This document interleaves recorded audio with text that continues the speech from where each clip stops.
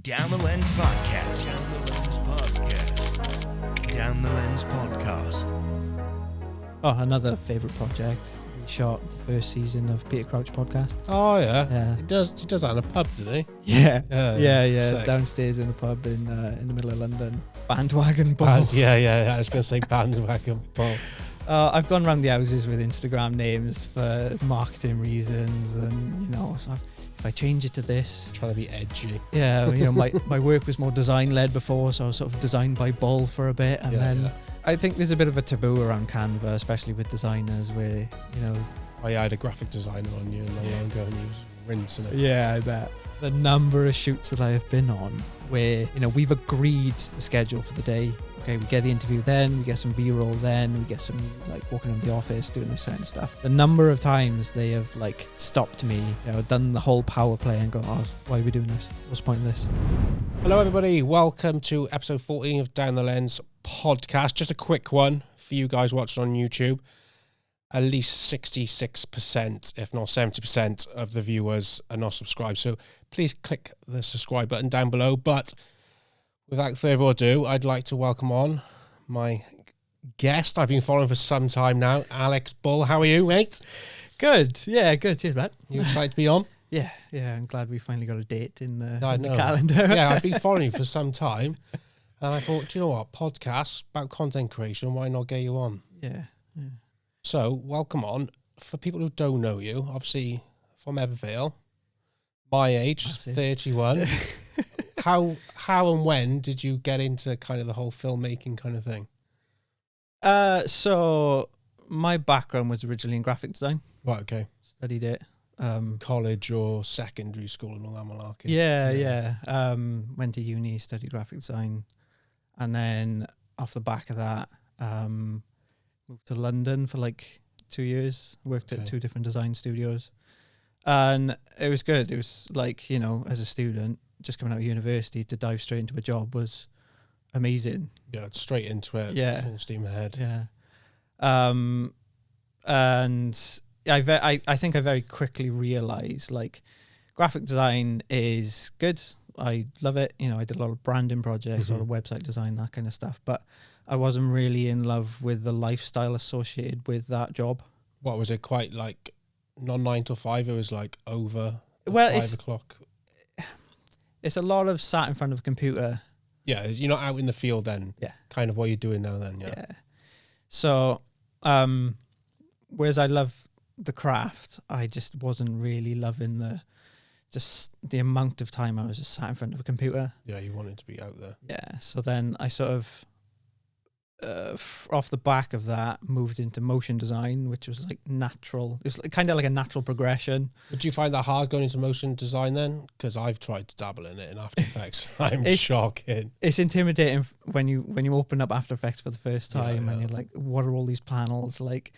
What are all these tools? What do I do? But I think, bit of YouTubing and a bit of time, to YouTube University. Exactly. Yeah.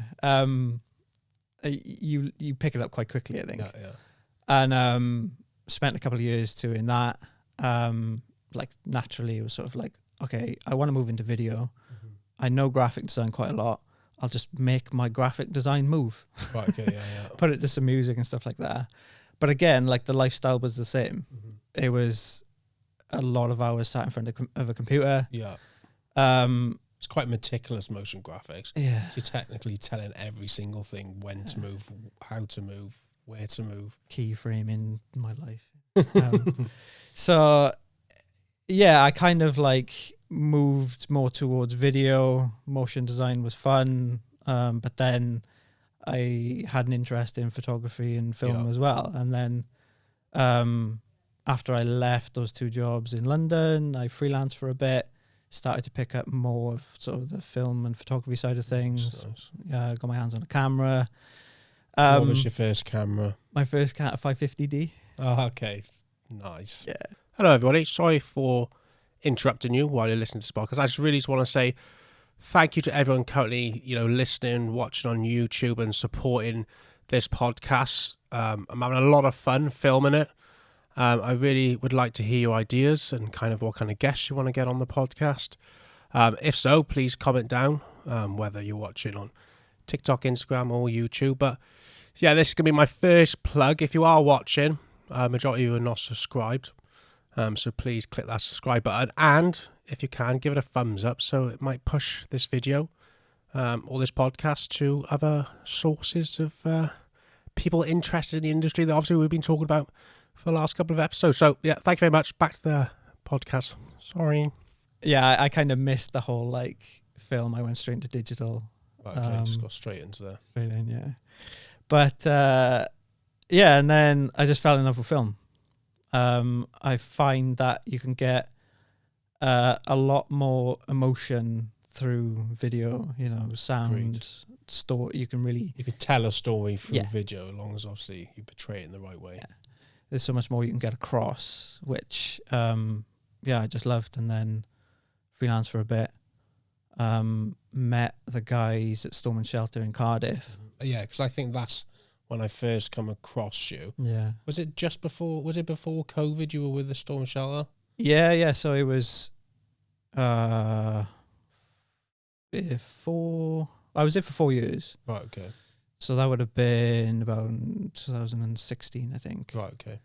It was just after COVID and all the restrictions were like lifted that I ended up leaving. But I met those guys, got on like so well. Like I just went on a few shoots with them to sort of like learn a bit. Yeah, get the fundamentals right. Yeah, and just really get a grasp of what video production was on a bigger scale with crews of sort of like 5, Were they dealing 10. with big budgets then? And would you say they had like not proper clients, but they had the big, the top end kind of clients? Yeah, all the guys were sort of like 3 or 4 years older than me. They were a little bit ahead of me, and I had a lot to learn. So I had the appetite. I enjoyed using a camera, but I had no idea how to orchestrate a shoot on a bigger scale. Like, you know, what does an AC do? What does, you know, the assistant director do? Learn all the different like acronyms and stuff like that. Just like runners, art departments, gaffer. Yeah. There's so much more to it, like when you work into that scale. Yeah. And I just like learnt so much from all of them in such a short space of time. That that's one thing I wish I kind of learned, because I had someone on the other day. It might have been, I think it was actually your friend Tom Lee. He said Thomas. He started off in like the agency kind of world, and obviously in some respects that gives you a lot of good networking opportunities, but it also you learn the fundamentals within a professional kind of, you know, business. For then, if you did want to go freelance, you can implement it into that then. Yeah, and I think like psychologically, it breaks down those barriers as well, you know, because if you've worked on smaller sets or just like one-man band type stuff, you very quickly realize that, okay, there's like 20 people on the set, but it's all the same thing. Yeah, just on a bigger scale. Yeah. At least if you're going freelance straight out the bat and it's just all you, guns blazing. Yeah. You're the audio guy, you're the director, you're everything. You're like, oh fuck, what have I got myself into? At least if you start that way, you start like maybe you're a runner or something like that, but then you can pick up bits on different shoots from different people doing different jobs. Yeah, exactly. Yeah. And I was there for 4 years. Loved every minute of it. My decision to leave, was 2.5 years ago. Yeah. It wasn't out of like, you know, there's no bad blood there or whatever. No spite, just purely progression, maybe. I have this weird ownership thing, whereas like I've always loved the idea of my own business. Yeah. Having my own thing, and although I was there quite early on in the business and was like quite heavily involved in the business towards the end, it never really quite felt like my thing that I was there from the start. That coupled with the kind of lifestyle that I wanted to live, especially post-pandemic, I think everyone realized like I want to have a work from home opportunities, and I want to get that balance right. I don't want to be working, you know, all day, every day, evenings, weekends and stuff, because those guys work so hard and it's so admirable. But for me, I was sort of working that hard, waiting for the light at the end of the tunnel sort of thing. Okay. Like why are we grafting so hard now? I was waiting for the sort of payoff, but I don't think. I think I quickly realized that that was just the working environment that you were in, basically. Yeah, and I could do it for a bit, and I gotta say, like, the amount of progress that I made in that short space of time, I never regret it. But I just needed to do it for me, I think. And what did you learn from that process? Do you think that helped you like carve a career in kind of what you're doing now as a freelancer? Yeah.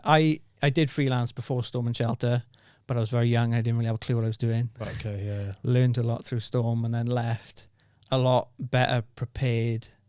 Yeah. To take on sort of like bigger jobs, bigger budgets. I knew how to budget. Yeah, I'm still learning these days. Did you learn like more business side of things as well? Yeah. Not just like, yes, I know how to press record. Yeah. Let's go and shoot this kind of thing. Yeah. So the 4 guys who started it, it was 3, but now there's technically 4 founders. Yeah. Nick and Griff, very, very much on the business side of things, and I'm not that way oriented. You just want to be left to create. I'm a fluffy creative person. Yeah. So creative. Although we kind of bashed heads a little bit, I learned so much from them. Yeah. And then Josh and Lewis, who are more creative side of things and technical side of things, learned so much from them as well. So and you were able to take those and then implement them into your own business. Yeah. So then, what year did you start? What is the name of your business? Or are you just known as Alex Bull? Yeah. At the minute, it's just me. Because what's your @ on like Instagram, like Bandwagon Bull? Yeah. I was going to say Bandwagon Bull. I've gone around the houses with Instagram names for marketing reasons, and so if I change it to this, trying to be edgy. Yeah, my work was more design led before, so I was sort of designed by Bull for a bit, and then I was like, well, no, I'm moving more towards motion design. I'll rename it like Motion by Bull, and in the end, I was just like, what, I don't really care. Yeah. Bandwagon Bull was something that I think it was my first ever Instagram handle that it just kind of stuck. Onto the end. I jumped on the bandwagon and got Instagram, and it's just like, what, I don't really care. I'm gonna put it back to that and leave it at that. Happy days. So then you left this Storm and Shelter, and then you just went straight into the freelance stuff. Do you have clients already in the pipeline, or did you? Yeah. So from my previous jobs in London, and the small amount of time I was freelancing before Storm and Shelter, I had people who were sort of like ready to give me work off the back of it. Nice. I did take a bit of a chunk of time off to just sort of reset. But then sort of after that, it was all guns blazing then. And then what kind of clients were you shooting for? What was your kind of... Because obviously we spoke off camera that you don't niche. Yeah. It's kind of... You went for everything and anything, or just... Obviously, because at the end of the day, it's you now supporting your own salary, your income. Yeah. It's mainly agency work, I'd say. And because of my... That's what I wish I managed to get. None of my clients are agency at all. They're all obviously just from seeing my content or whatever. Yeah.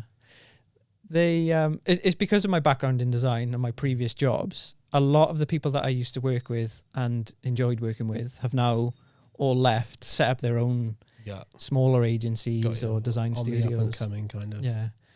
And because a lot of the people that I worked with in the past are in design and not really that clued up on video production, I'd say about like a good 3/4 of the work that I do are for design agencies, design studios to make the video content for their clients.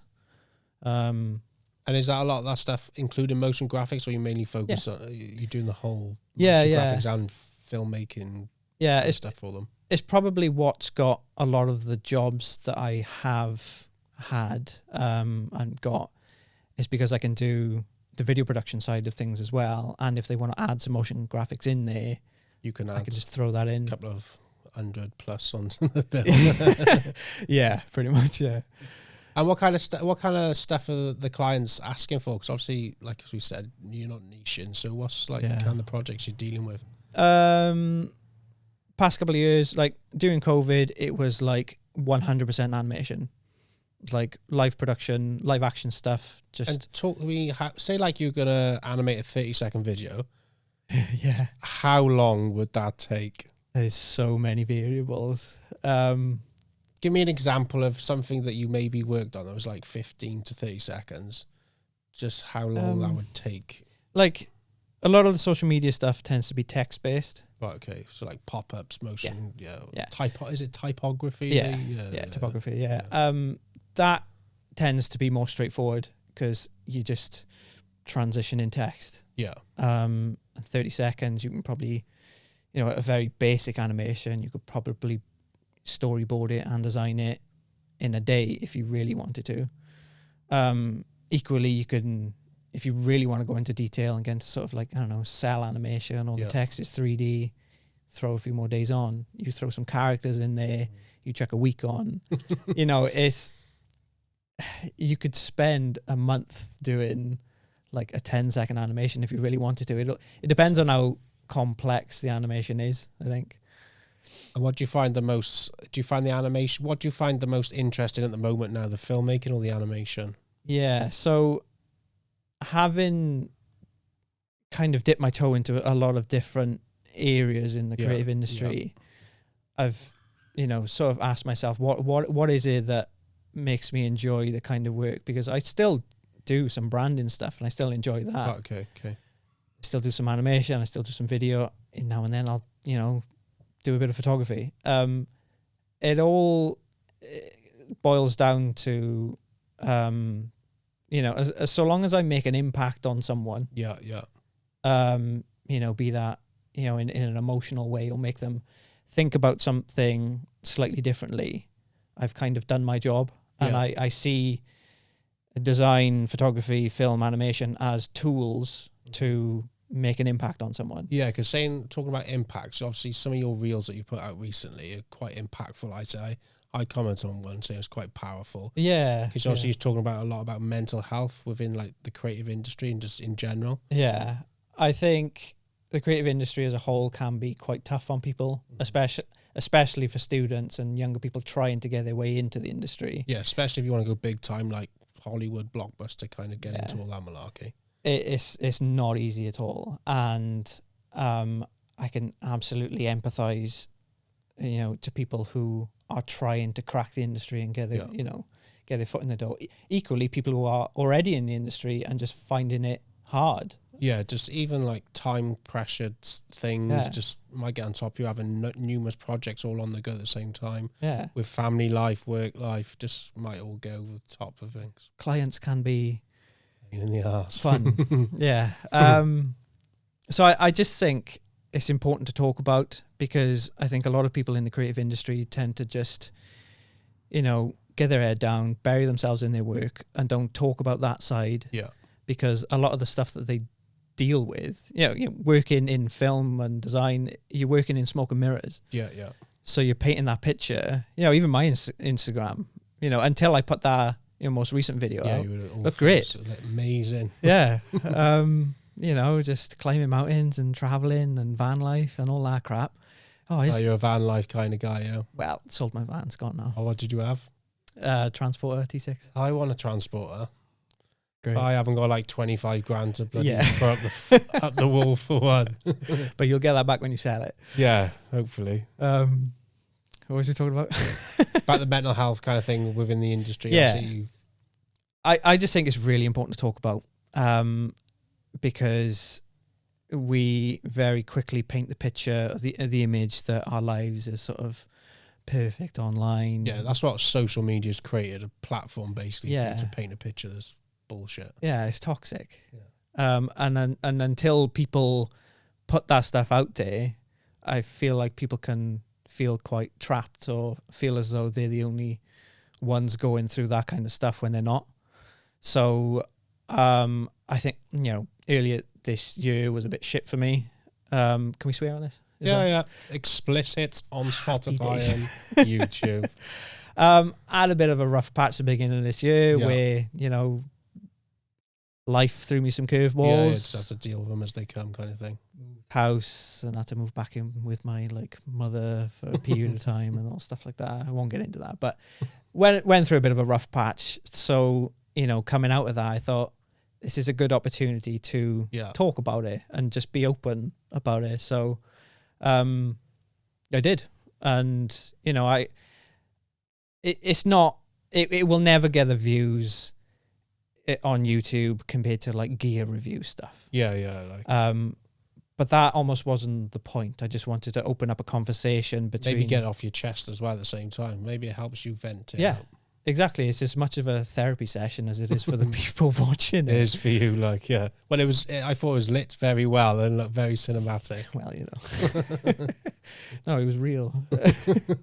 No, but it was good because it started conversations between people who I know, some people I don't know, who are going through a similar sort of thing. Something that they're dealing with themselves. Yeah. So, yeah, I was quite proud of myself for that one. You could be the advocate for content creating mental health in the UK. Why not? Well, it's something that I feel really strongly about, and you know, even this.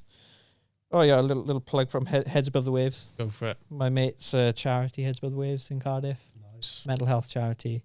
You know, the kind of stuff that he's doing is you know, life saving. Yeah. You know, that's no exaggeration at all. Like, so yeah, I'd happily be associated with that kind of stuff. Yeah, well, I enjoyed obviously the content that you were putting out in the first place on there. And I thought it was sick, and I thought it'd be worth asking you on the pod to get your opinion on it. So you've done all that. I did want to ask you because I seen you got a expensive bit of kit. The Komodo, Yeah. Man from Ebbw Vale with enough money to get a bloody red Komodo. Well, they're coming down in price now. Oh, they're same price as a T26 transporter. Oh no. Well, they brought out the X, right? Komodo X, and since then the prices of the original Komodos have gone down from about 6 to 4. You could probably pick one up for now. For 4K. Yeah. Oh, so because I'm after the FX3. Yeah, great camera. Yeah, like just my pockets aren't deep enough at the moment. I think it was a mate of mine who had a Komodo. I hadn't really dabbled with red before. I was Sony, like you were through Sony. and through. What was your previous camera before the red? A7S3. Oh, nice. Love, like brilliant camera. Shouldn't be able Didn't to. have it for too long because it hasn't been out for centuries, have it? Like 4 years. I got it just as I left Storm. So I had it for about a year and a half, something like that. Went on a few shoots with a friend of mine who had a Komodo. Started to color grade the footage and realize how good like red raw footage is. Camera envy. A little bit, yeah. Because I opted with it a bit, you know, edited a bit, and I was just like, oh my God. Like, it's not to say the Sony stuff was bad, but red footage is so forgiving. Because you got the raw footage. Yeah. You can literally just dial in your white balance and ISO in post. I was like, what? When I first learned that, it just blew my mind. I was like, well, I can get it all wrong on the day and just fix it afterwards. But it's quite expensive to kit them out with all like the cages and all the rigging in it. That's the difference with the A7S3. You pop a lens on it and you're pretty much set to go. Set with the red, you have to, you know, rig it out with like, you know, rails with lenses and monitor. And how much the cards from? The cards are expensive, aren't they? Yeah, 1 terabyte red card, probably it's like close to $1,000. Yeah, Angel Bird, which is essentially the same card for like 700-800 quid. Yeah, it stacks up, and especially like the footage. Something that I really didn't think about afterwards, after buying that camera, was how much space that footage takes up. Oh yeah, you're talking a terabyte card. You're gonna. I usually use about 4-6 terabytes like hard drives, and I fill one up, go on to the next one. Technically, you can fill them up with like 2 weeks. Yeah, like one project now is easily a terabyte worth of footage. And you think, like, I bought a 24 terabyte RAID system a few months back, 24 projects, and that's full. Yeah. And I'm nearly there. That's mental. That's ridiculous. And what made you make the move to the red? Was it purely because you liked the camera, or did you feel like your content was ready to be, upscaled a bit more to a professional level? Well, it's not to say like the A7S III or Obviously, we all love new toys. Yeah. But obviously making that kind of purchase is a big one to make when you're obviously running your own business. It's a big commitment, yeah. I think for me, it was the image that you can get out of that camera, what you can do with the colour from that camera. It just changed my perspective. You know what I mean? I think you can achieve, similar results with, a lot cheaper cameras, but the flexibility and stuff that you have with it is mental. Because here's a question for you. I've seen videos or two about it. Say like you're shooting an indoor environment and you say, I don't know, it's a property, for example. You're shooting a property indoors or an environment. Anyway, indoors, with a good cinema camera, you can expose for outside and in all at the same time. Or have you not had that? I'm just asking because I wonder if it's true or not. To a degree, yeah. With those cameras, you get a lot more dynamic range. With an Alexa Mini LF, you got 17 stops of dynamic range, apparently. So if it's like sunny outside, but you're filming an interview inside, you can bring it all back in the grid. You can still expose outside and keep inside. Yeah. To a point. To an extent, yeah. There's always, points where, if you shoot into the sun. It's not going to work. It's not really going to, you're not going to get there. But again, it's just more forgiving. Yeah. You have way more like flexibility with it. Have you found as well then, from having that camera, your clientele has not improved, but they have bigger budgets now?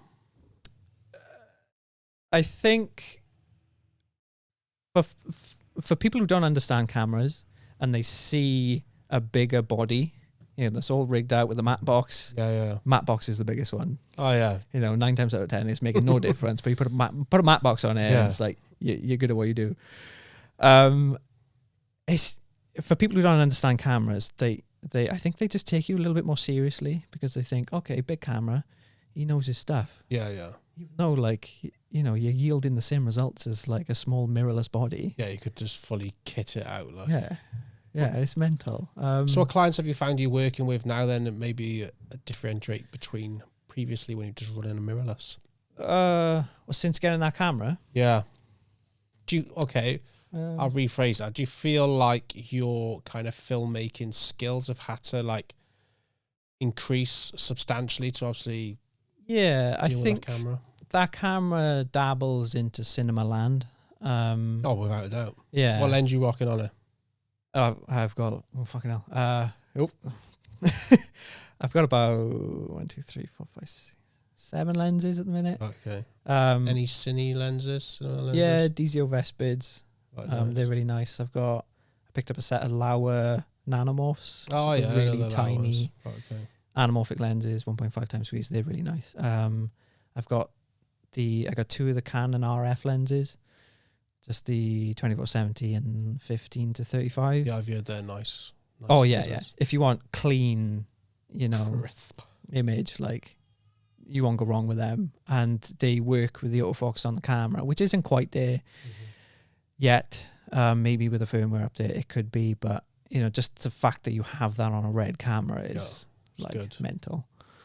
And I just, depending on the job, I won't go to a corporate shoot with anamorphic lenses. But I've been playing around with a lot of the YouTube stuff and like, short spec ads, maybe the odd promotional video, you could throw an anamorphic lens on it. It's got a different flavor in it. So earlier we spoke briefly about niching, and obviously off camera you said that you don't niche, and that's what helped you get to you where you are now. Yeah, I find a big question that people talk about, especially during the earlier part of their career, early mid-20s, something like that. People are so worried about... Just knocked my microphone everywhere. There we go. Go on, carry on. People tend to be quite concerned with, should I niche? Should I do a certain type of video? Should I just do... sports stuff? Should I just do, should I niche, basically? And for me, from my personal experience, what I found earlier on in my career, being more of a generalist really helped myself to get certain jobs. So did you jump into kind of everything and anything, or? Yeah, so my first job out of university, I had a couple of interviews and got offered a job. Well done for getting the interviews.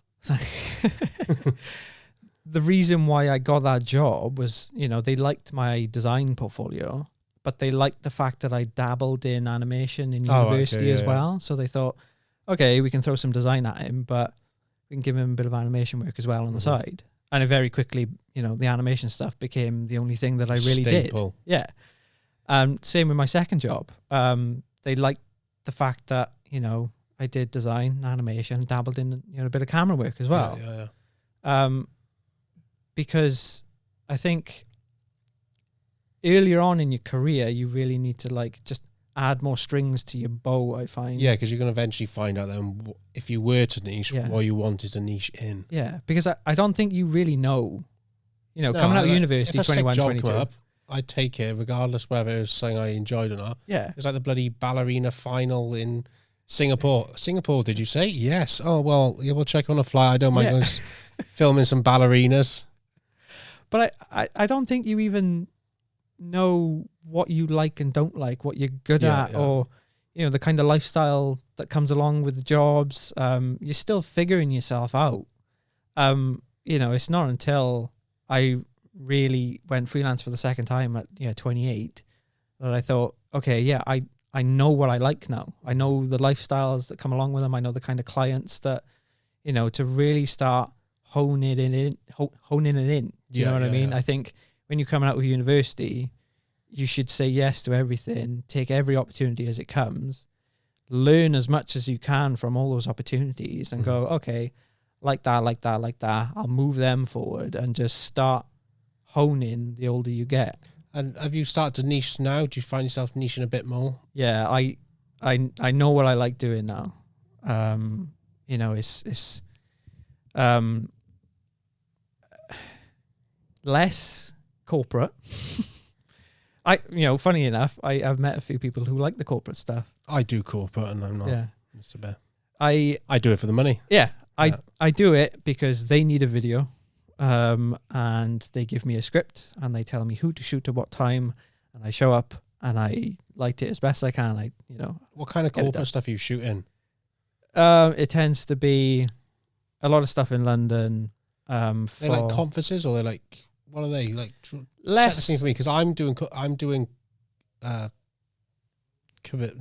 conference and events. Yes, at the moment. However, it's become repetitive, and I just want to spice it up. I potentially want to make one of my conference videos good enough that I'd be happy for it to be like a proper video, like a sick video. Like, oh yeah, sick. I'll send this to someone, rather than just giving it to the client and being like, "There's the video that you wanted." I want something to be proud of. I can go list it on the website, for example. It's difficult with those jobs though, because 9 times out of 10 they'll contact you and just be like, "Oh, we just want you to turn up and film the event." Yeah, which is pretty much what I am doing. Yeah, I tried to spice it up with a couple of time lapses in between, just to like show the room filling up and then like the numbers walking through. But it's just like, but there's only you can only make a conference look so sexy. Do you know what I mean? It's only gonna get so good, I find. A lot of the corporate stuff that I do tends to be surrounding like annual reports and like end of year review type stuff, where I'll sit down with the CEO, they'll talk through their results and how well the year's gone on. I like just face to camera kind of stuff. Cut that in with a bit of B-roll, with, you know, a bit of office-y kind of stuff. Yeah. Up on the roof terrace, them tapping away on a keyboard and, you know, job done. I like, you know, at the beginning of the projects, I obviously offer up my advice and I'll be like, okay, we can do that and it'll look good and it'll serve a purpose. But here's option 2 and 3. Yeah. Which I, you know, would advise, which maybe you'll get a little bit more engagement from and stuff like that. But sometimes you have to agree with them in that that's not the objective of, you know, that's not the brief at the end of the day. Engagement is not necessarily the brief. Yeah. They just need to tell their story as clearly and concisely as possible. Yeah, talk me, because I am still learning. I'm dying to learn as much as I can, especially running a business kind of thing. Talk me through a bit more through the process. Say like obviously I'm a client, I've come to you and I want a project delivered. Like talk me through like all the ways you manage it from like, do you do like a post like kind of treatment? Like what do you do? Do you like get them on a call to like say, right, this is what I can offer you and this is how much it's going to cost, like what deliverables you want? Yeah. What's the kind of process until you actually press record and then send it back to them? With the agency stuff is a little bit different to the stuff that's more direct to client. Mm-hmm. The agency stuff, they tend to know what they want to make to sit on like a website or to say the client that come to the agency, right? So we need something for the agencies. I tend to make the video that they need. Right. I will always throw my advice in early on and have a bit of it's not really a discovery call. It's a step on from that and just offer up any ways in which we could make it better. Because technically the agency have already had their client come to say we want this, and then they've come to you then to outsource it. Yeah, exactly. Like, so we need you to do. I become a production house then, as opposed to the creative side of things. I don't really get too involved then. Unless it's lighting and camera angles and stuff like that. But if it's direct to client, it tends to be, one step back. You have that discovery call, coffee thing with them where you just really pull apart what they're trying to do with it. What is this video trying to do? Where's it going, maybe? Is question. Is it going on social media? Is it going on a website? If it's going on a website, where is it going on a website? Is the main splash page? Is it 3 pages deep? Where people have already been fed a certain amount of information. Right, got you. Or is this the first thing that they see, their shop window sort of thing, where you just need it to just grab people's attention? Yeah. Is it on social media where it just needs to pull people in to direct traffic elsewhere?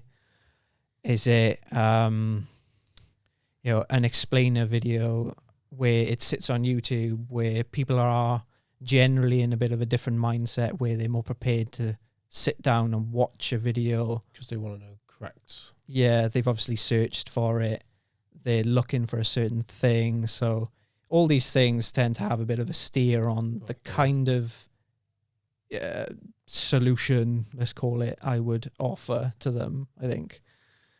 What about you then dealing one-to-one with clients? What's your kind of process? So you have that like initial meeting. Yep. Then I'll go away and come up with a bit of a proposal. I'll be like, this is the sort of thing that I think you should be doing. Is that including like the budget for the whole project as well? Because obviously the last thing you want to do is spend all this time, put in all the effort, and then they're completely way off, obviously covering even your costs, for example, Yeah, if I know I've got the job, then I'll spend more time fleshing out the creative. If I haven't got the job, or if it's not guaranteed, I'll give them a bit of a flavor and be like, oh, we could do this and this. I'm not going to give you the whole solution because, like you said, you could just take that, go to someone else cheaper and be like, can you make this for us? Mm-hmm. So it really depends. Like, I've got a good relationship with a few of the agencies that I've worked with over the years, and I know they won't sort of fuck me over. Hurrah, Alex. Yeah. Nice knowing you. Yeah. So it's really, it's different for different projects and different clients at the end of the day. And have you built like your own kind of like storyboards and stuff, or do you use any helpful websites anyone could use to like maybe get the process going? I more often nowadays I'll just dive into InDesign because it's part of the Adobe package and just do it myself. I've got a bit of a template that I've worked up. Or in the past, like at Storm & Shelter, we used a website called Boards. Oh, okay. It's, a small, a couple of quid a month, I think. But you can just throw your designs or frames onto a timeline, essentially, and it'll sort of like just generate the video preview for you. Oh, God, I'll have to look into that. It's really good. Yeah. I think it's more geared towards animation, but it can work for video. I signed up to one recently, and it basically it's got like a stock list of screenshots from like every movie and like series. Deck. Yeah. But it was like an additional like £8 a month, and then by the time you add it onto everything else, it's just like your subscriptions are up to like £250 a month. It's just like And, you know, as soon as you start to get 2, 3, 4 of these subscriptions, you're paying like... Yeah, it's like 50 quid a month just on like little subscriptions, and then plus your big Adobe ones on top, and like then your music royalty free ones. Yeah, yeah. I was like, do I really need it? But I would like to have something where I could use something along those lines to maybe... I use Canva. Yeah, that's but pretty just good. it's very basic, isn't it? But you can make it look professional, but I'm sure there's better ones out there. Yeah. A bit more better. I think there's a bit of a taboo around Canva, especially with designers, where, you know... I had a graphic designer on you not long ago, and he was rinsing it. Yeah, I bet. But, like, I did have that opinion of it. But, you know, for a small business who just needs to work up something quickly and cheaply, you can't afford, like, a day rate of a graphic designer. Yeah. Like it serves a purpose. Yeah, when you're checking, like, maybe... I used it the other day for just checking up, like, a storyboard. Scene 1 to 6 times... And I drag and drop just pictures in there. Yeah, happy days. To kind of give an idea, the angles and maybe a couple of different like lenses and stuff like that, and the feeding of the shot, and then sound. Yeah. Got the job from it. Yeah, So, take that. That's it. So it's paid itself back then. Yeah, true. Shot deck though, the one that we mentioned earlier, is so good. You can see, you know, the camera it was shot on, the lenses it was shot on. Yeah. The director, the DPs, you know, all the information like behind those shots. Definitely a premium. Yeah, kind of top end thing. I find that really useful. Like after you've storyboarded it, come up with the concept, and now you have to sort of come up with lighting plans and okay, how am I going to shoot this scene or this interview or whatever, in terms of how you're going to light things, what lenses you're going to, you know, go for or whatever. If there is quite methodical budget. Then. Because obviously I've only got a select bit of kit, so I know what epoxy lights and stuff I'm using. Do you know what I mean? And what lens am I going? Oh, maybe one of like 4 that I got. Do you know what I mean? But a lot of people, they'll even do like a bird's eye view of like the stick men, but they'll put lights in and stuff like that. Is that what you're talking about? Yeah. Like, do you do that as well? Yeah, it depends on the scale of the job and the budget and stuff. If you've got the time to do it, I think it's really valuable to do, especially lighting plans. Are you doing that for the purpose of the production crew? Or are you doing it for the purpose of the client? Or like, obviously, say if you got a team of 5 and you got someone involved on doing the lights, someone doing that, then great. Yeah, client won't really see lighting plans because they don't. What are they called? Lighting plans. Right, okay. They don't. You can see I'm just very freelance. So just it's more so when you're trying to communicate to a team of people. Mm-hmm. So if you've got a gaffer involved, like a proper, DP and AC, they all need to see how the room is being set up, what light's being put where to achieve the look. You know, if you're assuming a DOP position, you need to communicate that to everyone. So it just really helps. It helps as well to, like, you know, if you do a recce and you look at a certain room and you're trying to figure out how to light it, just to do that beforehand means like you're going into that shoot way more prepared. So you know what's going where. Yeah. You're not spending that sort of like 20, 30 minutes going, oh, what can I fit here? Can I pop a light there? I don't know. You know, it just eliminates that time beforehand. You can just go straight into the room. You know exactly how like you're doing doing it. It's like a floor plan, isn't it? Yeah. Here's the floor plan, bang. Yeah, exactly. Done. Yeah. Here's a question for you. You know when you're doing like obviously all the behind the scenes works before the actual filming commences, maybe like you said you're doing like recce's and checking out locations. Yeah. Are you charging the clients for that as well? Like what would you put that under? What kind of service would you put that under? So the way I normally structure my budgets and invoices and stuff like that is pre-production, post-production, and then post-production. Okay, yeah. Pre-production tends to be sort of like meetings, calls, storyboarding, any concept work, recce's, stuff like that. I probably shouldn't say this, but I would like to do anything you're going to say now, I'm not cutting out. So don't come back to me and say, oh, we can cut that out a sec. So choose your words very carefully. If any of my clients see this and they see, well, they charge me for all this prep work, but I kind of have to do it for my own back anyway. Yeah, because that's why I asked you the question, because I feel inclined to put like the pre-work on there. Yeah. Like one particular job I got coming up, I think this week or next week, I've probably put about 5 man hours into it so far. Yeah. And it might be 5 man hours spread over 5 days or like 2 months. However, that's, not far off a full working day that you've given up just to it's all time have meetings or and stuff like that. Do you find maybe the clients that you work with are more acceptable of those kind of pre-production costs because they've maybe dealt with it before? Your bigger clients, who understand the process and the value of doing that stuff. Yeah. Smaller clients, maybe not so much. Yeah, they're just like, oh, well, I just thought you'd turn up and shoot the day kind of thing. Yeah, just point the camera at me. It's like, just point the camera at me, bad. Fluorescent tubes in this office will be good. It's like, yeah, of course they will. Yeah, they're green, they're yellow, they're different brightnesses. But you find, obviously, the bigger clients are more inclined to, obviously, not question, oh, what's this pre-production? What's this post-production? Yeah, a lot of them will suggest, like, oh, do you need a bit more pre-production time to I wish I had for it. And I love working with those clients. Yes, I do, and it'll cost you an additional couple of hundreds on top. Yeah. And it's those people, those clients that I gravitate towards because those are the clients. Where do you find these clients? Please shine a light. You obviously yield better results from them because, when you go into a shoot more prepared, you almost know the video that you're shooting before you've even set up a camera. Yeah. Versus, the client that expects you to turn up, the same day, having no understanding of, the room that you're shooting in, what the video is about. They just want you to like point it and just shoot.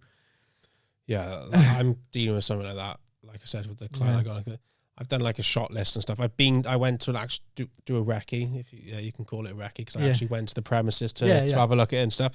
And I still come out of it really none the wise. Because obviously the idea for the video, I said to the clients, I want this video to be sufficient enough a level that I can be proud of and I can use on my portfolio. So I want to make it shit hot. So I'm going to hope to bring in Tom Lee, because I wanted to do some After Effects stuff on it at the end. Nice, yeah, cool. But still, after doing a recce and seeing the environment I'm dealing with, just trying to put the compositions together in my head and stuff, I'm just like, and like it's a shared office complex. Okay. In Cardiff. Yeah. It's like those co-working ed spaces kind of thing. Which one? Brunel House. Oh yeah. Yeah. So, but they said they don't want their videos to look corporate. And you're in a corporate setting. Building. Yeah. So I'm just trying to think outside the box and just... So, I deal with a lot of different things. So I've put together like a treatment or whatever you want to call it, just so I got a couple of shots in my head. I've just categorized like the scenes. Yeah. Just to fit in, but like the shots are still not kind of... I haven't established them yet. I know the main couple of shots I obviously want to get. Like we're going to start a whole video with like, because they're like AI kind of tech, but it's going to start with like a Sega Genesis kind of the gameplays, and you zoom into the screen and then you see the building and all that crap. Yeah. But I find it quite hard sometimes, even when you have to go and do the recce's, that you still can't piece together what it's going to look like. So I'm hoping. Yeah. Sometimes you're just kind of stuck, I'm hoping Tom, if you listen to this, I need you to save it in post. Save it in post. Yeah, sometimes it is what it is. You have to shoot in a certain space for whatever reason. It's small, it's cramped, it's lit disgustingly. There's aircon buzzing in the background, and you just have to make the best of a difficult situation. Yeah.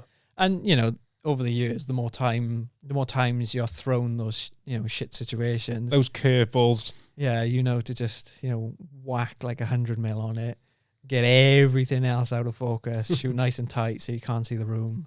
Yeah, I'll be taking that tip. Yeah. I think the best I got is an 85 with 1.8, so I'll take that. Chuck an ND on there. Yeah. I'll be sound. But yeah, thanks for that information. What I've seen a lot lately as well, is you've been putting a lot of effort into your YouTube as well. Yeah. I had a quick look on there to obviously write up some questions, but I saw like your little tutorial of your red Komodo was 17K on it. Yeah, it's doing all right. Yeah. You finding like, what's the main platform? Difficult one because it is all work for free, and you have to find a balance between how become one of those typical. How much time can I sink into these passion projects? Yeah. because there is no paying client at the end of it. And especially at the early days of, you know, trying to build up an audience on YouTube, it's grafting for nothing. You know, building up that audience, building up the subscribers and the watch time and stuff to even get monetized. Like, I'm still in that process of hitting those milestones at the minute. So you're on subscriptions. I think you're on like 690 something, yeah? Yeah, it's floating around there. I've done my research, boy. Yeah.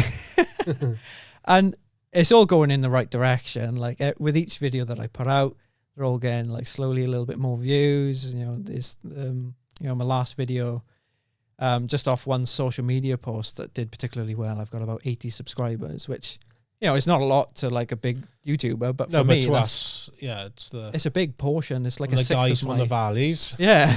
But the reason why I wanted to do it in the first place was, okay, yeah, it's another revenue stream. Yeah. You know, through content that I want to make. You know, there's no client involved. I am the client. I want to make this video, so I need an outlet for it that could potentially bring in income through sponsorship, AdSense, you know, even potentially like digital products further down the line if people actually start to. Yeah, I think we'd all love a DJI free parcel in the post with the yeah. But the ball's rolling. Like, a few of the brands have got in touch with me. Even lovely stuff. You know, what was it? Small Rig. Sort us out there. Shimbal. Yeah. A few of the brands have got in touch because I think what they're finding is a lot of the bigger influencers are charging, you know, through the arse now because they've got such a big audience, which, you know, one video on their channel does generate 250,000 views.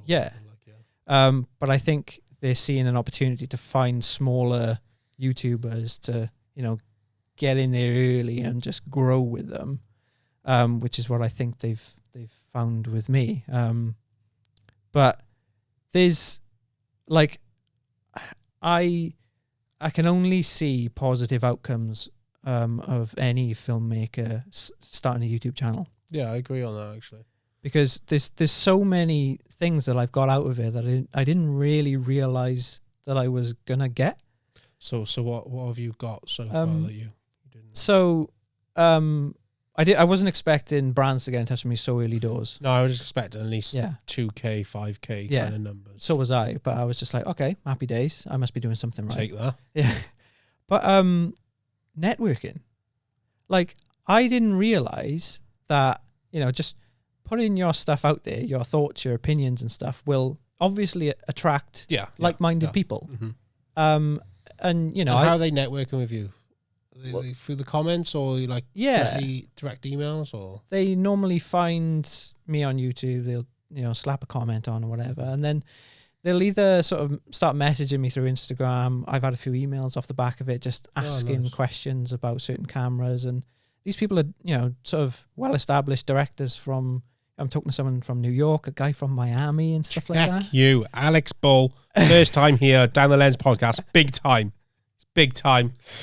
Oh, yeah. DP in New York soon. But I just never thought that would be an outcome of doing it. Yeah, that's rewarding though for you then, obviously, I find that rewarding. And, you know, you go to like local networking events and you're confined to your, you know, locality and the people and businesses that are within a certain radius, if you know what I mean. Yeah. You put your stuff out there online, you're networking with, you know, the rest of the world. Yeah. You know, and you're attracting people who are drawn to your thoughts and opinions, who feel the same way. Do you know what I mean? Like, you know, this stuff that I put out there that people may not necessarily agree with, but they're not the people I want to be networking with at the end of the day. But you cast the net wider to people everywhere. God, you're making me feel like I haven't tried hard enough now on YouTube. No, but it's but going. You're enjoying the YouTube. So what kind of content you putting on there? Because I've seen a lot of your reels lately. I've seen some BTS ones of like you up by a field doing like. I just like having some what was fun it? with it. What's that song? Was it like Marvin Gaye? Yeah. You're basically just doing a shot of you behind the scenes, and you're really close to your mate doing like a shot, like I think it's a tight shot on like a wrist with like a Apple Watch or whatever. You obviously branding kind of thing. Like a lot of the people that I follow that I'm kind of in the same ballpark. Like they do lens reviews, they do gear reviews, and it's really good and useful, but it tends to get quite stale after a while. And I'm like so immature that I just want to have some fun with it. Yeah. You know, I'll put the stuff out there that is useful, that, you know, things that I've picked up over the years, but I'll try and just, you know, be a bit silly with it, try and have some fun with it, because at the end of the day, if you're not enjoying what you're doing, what's the point? Yeah. That's true. Yeah, stuff I like to consume the most is behind the scenes stuff. Yeah. It's like what's the person like that's holding the camera rather than what's the camera seeing, if that makes sense. Yeah. And I find that you can find the same information that you're looking for online in so many different areas on blogs, vlogs, like articles, whatever. You can find that information in so many different places. The differentiator is you and the personality that you inject. You are almost becoming a brand yourself eventually. And no one else can be you. So like, just why not fucking be yourself? Yeah. So a lot of the content you shoot on YouTube is obviously what you want to shoot, like how you want to portray. But I've seen on your LinkedIn, you've worked with a couple of big brands like Twitter, O2, Yamaha. Yeah. Like, talk to them. Were they with an agency or they were? Yeah, they went off my own back. Boo. They were all through. It's all right. You'll get there. Small rig on the up. So small rig. All through the agencies or jobs that I had in the past. The jobs I had in London were quite big design studios who had quite, you know, big clients. Yeah. Storm and Shelter have been, you know, going for nearly 10 years now. So right, nice. They've spent that time building up the clientele. And yeah, it's funny, like you think of those brands, and you know, before we got those jobs or we got the email in from Twitter or O2 and stuff, you tend to shit yourself a bit. You go, imagine trying to work with one of them. These people are going to be, you know, really, they're going to know what they're... Intimidating. They're going to be working with multiple production companies who've done it all before. They all know what they're doing, and they're going to sort of expect everything and more from us and stuff. But you very quickly realise they're all people at the end of the day. Yeah. Like we had... I think he was like the marketing lead or something like that from Twitter. He came to Cardiff and he was sat in with us on the post-production for like a relatively like big ad we did. And what was the ad, if you don't mind me asking? It was for Dating Twitter, right. where we got a comedian in, what's his name? Cole Parrott. That's my name if no one knows. I've forgotten his name. Wasn't Russell Brand, was it? No. He's not that big. Anyway. I can't remember. Yeah. Well, we got, you know, he had quite a hefty like fee that he had to have and stuff. And it was important that this video was right. You know what I mean? It was very tongue-in-cheek. It was very badly done, but purposefully, so it needed to be right. So typical British comedy sketch kind of vibe. Yeah. So he came to the office for like a week and was just sort of sat with us when we were editing, and I was doing the motion graphics on it and stuff. And was you nervous? At first, yeah, I was bricking it. This guy was just sort of sat on my shoulder. Oh, you're gonna have to try and remember who it was. Not right now, but if you come in, it's Randy in the podcast. Blah, blah, blah. Yeah. You know, especially when I was trying to decipher what the motion graphics even looked like on this thing, intentionally bad, like using bad fonts and everything that went against everything that I'd learned. Yeah, you just... you know, and as the week went on, you realise, like, this is a normal person. You know, yes, he's just doing a day job. It just happens to be on TV or on big platforms. Yeah. And, you know, it's moments like that really break down those barriers of, you know, when you work with those clients, they are all people. Like, there's no point, you know, building it up in your head and getting nervous about it because, you know, they're just you, but just in a different industry of some sort. You're arguably doing less work because the bigger companies tend to know exactly what they want. They just tell you how to do it versus a small startup that don't know what they want. But they're scared the budget is not going to go further enough, so they're like they're meticulously checking every sort of thing you're doing, or where's my money going on this? Where's my money going on that? Well, the big company's like, here's the money. We need this done by 2 months. Off you go. Yeah. Get it sorted. But that takes time. Like the 2 years I spent in London doing, quite, insurance companies, oil and gas companies. Good money in oil and gas, or? Yeah. Sort us out then. Well, that was when I was working for these designs, so I never really saw any of that, but they were. No use to me. I was bricking it anytime I went to so there was one office that I had to go to that I had to wear a suit. Right. Like they wouldn't let you in. It was in the Lloyd's building in London. Bankers. Insurance company. It was on the tip of my tongue. I had to do an interview with the CEO of this insurance firm. Proper classic CEO. Wolf of Wall Street vibes. Yeah.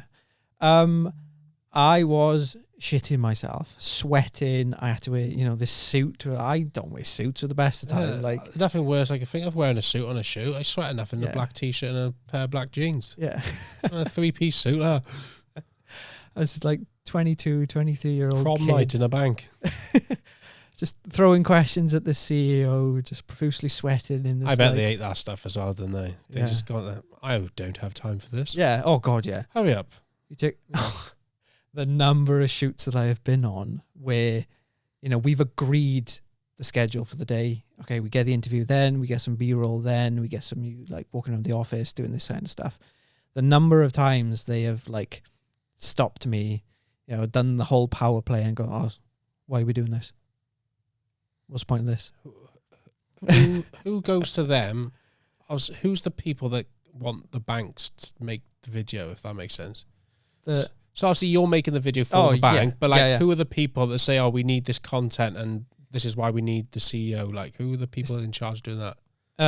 The agencies who sort of suggest they come up with the whole communication strategy. But why is that person getting peeved off if his company wanting the video in the first place? Do you know what I'm saying? Yeah. Oh, he's taking up too much of their time. It's not like me coming to you and saying I want you to do a video for me, and but don't take up too much of my time. Yeah, stupid. Yeah, the dollar's down against the pound. I need to invest. Yeah, and I just get all flustered then. I'm just like, well, we've planned out the whole day based around you being in this video and us crafting a story. And I know a lot of the time it feels artificial, but you do it in a way that makes it not feel artificial. Yeah. And they just don't see that. They just feel awkward in front of the camera and just want to avoid it at any expense. And you take up more than 20 minutes of their time and they're just like, no, I've got to go now. Yeah. Try. All right, you'll have half a video then. That's fine. It's not against me at the end of the day. What's the project you've been part of that you've been most proud of? Like, you think, that was a sick project. Proud of that one. Oh, yeah. Can't have been that good because obviously. The reason why I contacted Storm and Shelter in the first place, before I even worked there, was because I found out they did a music video for an artist that was my favourite artist, Novo More. Who? Novo More. French? Welsh. Oh, sounds very French. No, he's from... Guess that was. He's from Mid Wales, actually. Powys, was it? Never mind about that, yeah. I'm going to say yes, but I'm sorry if I'm wrong. Not that he's going to watch this, but anyway. He's good friends with Josh, who's director at the company. Oh, okay. He shot a lot of the music videos beforehand, and it's sort of like, this artist was, I was obsessed with him and his music. It was, kind of fanboy level. Bless you. And I remember the few, early doors when I was working there, he'd just sort of come into the office and I'd be like, oh, that's him. Oh, because he was just a mate of yours. Yeah, he went to uni with it. Or whatever, yeah. But a few years into the job, we shot a few music videos for him, which were really fun. But we had this opportunity to shoot a short doc, like a feature, an hour long, I think it is, based around his new album, how he wrote it, how he produced it, his process. And it was like the combination of all the things that was just, that got me into nicely, it. Yeah, because, not only was I love his music, and he created a music bed that sat underneath the entire thing. Mm-hmm. He's a really good like Foley artist and sound designer as well. So class. he crafted that like so well. I created 7 or 8 different animated scenes that were quite experimental and abstract, which was like right up my street. Under the direction of Josh. And we shot sort of a handful of sort of like live session snippets from it. Josh shot a lot of like, the stuff that you don't see right in the album. And, as I enjoyed watching it just as much as we did making the thing. I could probably, that's your number one. Yeah, that'd be top of the, on the website. Chain. Yeah. That's the one you're most proud of then, yeah? Yeah. Is it more proud of the time you become award winning? Oh God, yeah. Yeah. That's just the marketing. No. No, I was quite fortunate after uni. My final project got selected for or nominated for a yellow pencil, which is quite like prestigious in design world through D&AD. Our university put up a stand at the New Blood festival in London, where all design courses in different universities around the UK set up their own thing, and it becomes a bit of a shopping cart for other design studios and agencies to basically to like students. I was like, I love you. Your stuff's good. I love you. And at that festival, that same project got selected for a best in show. Oh, nice. Which they basically like Crufts. Yeah. You were the best in show at designs for Crufts. Yeah. And that was just a springboard, like, because I wouldn't even say that project was, it was all right, but it wasn't anything groundbreaking. But the fact that it's got those two, I think the one got marked really badly. I think I got like a 2-2 on the one in uni. But it got these 2 just stickers next to it at that festival. And then suddenly, like, all these agencies started getting in touch with me. It's like, it wasn't you going around with the stickers like that. I didn't get a yellow pencil for it in the end, but the nomination in itself means you're at the top tier of like that particular year group or whatever. Yeah. It's seen of as an award in itself. You're invited then onto this New Blood Academy. It's like a 2-week sort of thing in London where you visit a handful of different agencies. I bet that's cool. Straight out of uni. Oh God, yeah. I was sort of like starry-eyed. And, that'd be sick. It was so good. And had that not happened, like, that was definitely like a shortcut. But that whole, like, do you think it would take you extra like 2 years, 3 years to get like easily the foot in the door? Yeah. It would have taken way longer. And I very, very nearly didn't take those jobs because I was scared to move to London. I was just terrified. You're all right with it now, though? Yeah. Yeah, it's fine now. Well, what kind of projects you got coming up in the future then? Obviously, we spoke about one quickly off camera that was very random to you. Yeah, I probably shouldn't name any clients or who it's for and stuff, but you could maybe say where you're going. Yeah, flying out to Copenhagen to do a 2 or 3 day shoot at a particular event that can't be named. But again, that's through... how'd you get that one? A good friend of mine has his own production company in Newport, actually. Oh, nice. What's the name of the production company? Plug? Trust Productions. I'll have to get them on. Hamish. Hamish K. Hello, Hamish. Welcome to Down the Lens podcast.